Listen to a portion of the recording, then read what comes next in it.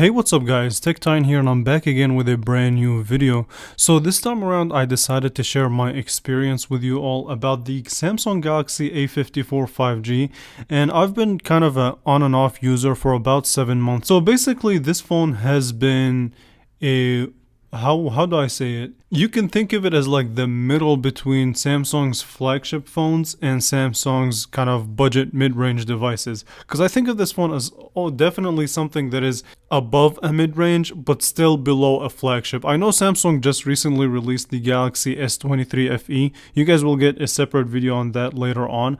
But basically I still want to keep focus on the A54 for right now. And as a user, now that the phone has been out on the market for 7 months and I've used it for 7 months, I can tell you that my views on this phone haven't necessarily changed. So did I experience a slowdown in the phone? Did I experience any issues with the phone? Did I experience any problems that made me not like the phone as much as I did in the beginning? To that answer, I can safely say yes and no to that question. So basically, as far as the design goes, I was kind of a big fan of the design just because they kept the same theme as their flagship devices. So it's very similar, very reminiscent of the S23. They matched that and they designed it very, very well.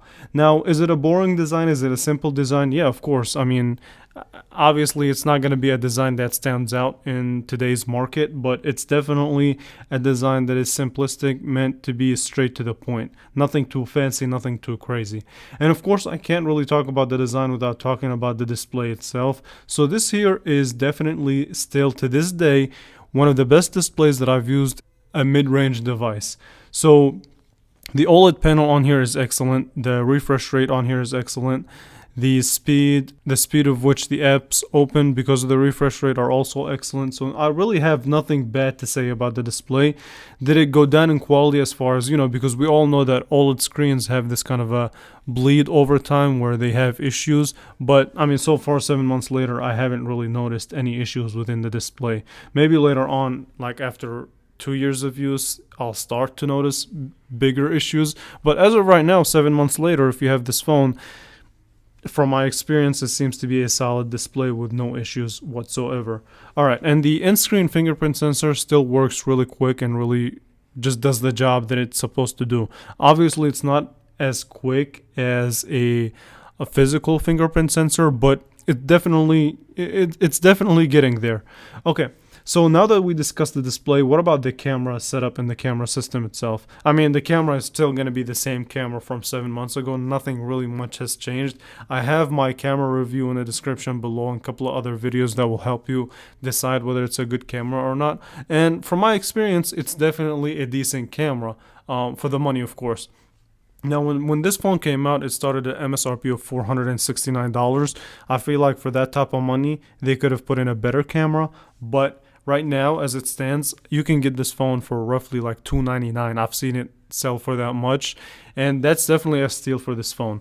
Now, when it comes to the Galaxy A54 and the camera system, I like to compare it with the Pixel 6a just because I feel like that's where these two phones would be competing.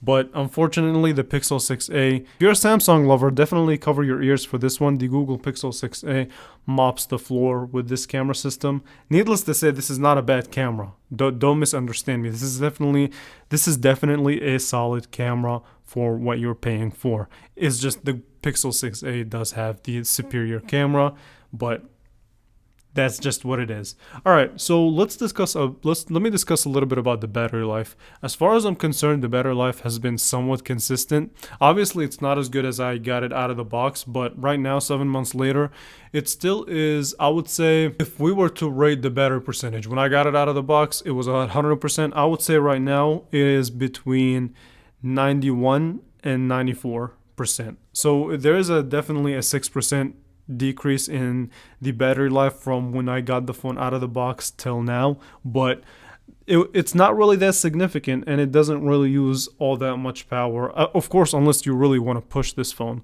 Now, I had a lot of people comment about the heating thing that I discussed in the video where I talked about the things that I don't like about the Galaxy A54. So they did come up with an update, and when I did update the phone, it helped for the most part. But really, when I increased the brightness and pushed the phone, I did notice the phone heating up in the back. It wasn't nothing too crazy or too uncomfortable, but that's just something that I noticed. And obviously, a lot of phones have this heating issue going on right now. Shout out to the iPhones. But yeah, I mean, the software update helped, but it's still there's still some sort of heating. I wouldn't really call it a problem or an issue, but it's there and you're gonna notice it, but it's not gonna be uncomfortable. So keep that in mind if you're thinking about getting this phone right now. The other thing that I want to discuss is the longevity of software updates. So as far as I'm concerned, I don't know if this phone will get a lot of software updates, to be honest with you. It may get one or two more, but if you're planning on keeping this phone for years to come, yeah, no, you're not getting that many software updates. Maybe security updates, which is a good thing, but full actual software Android update, I don't see that happening in the near future. All right, so overall, what do I feel like the experience has been using this phone?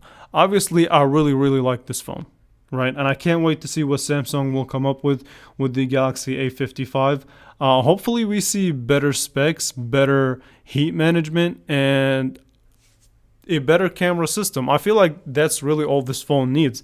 I wouldn't be too mad if they kept the same design language. Obviously it would be nice and they would spoil us if they give us a new design, but if they were to keep the same design language, I wouldn't really be too upset. And I'm interested to see how they price the phone too. So if they price it really competitively in the next version of this phone, then you definitely have a winner. But that's all just me speculating on what I think should happen. Okay, with that being said, I really want to hear from you guys. What do you guys think of the Galaxy A54 if you still have it right now, if you got it when it launched?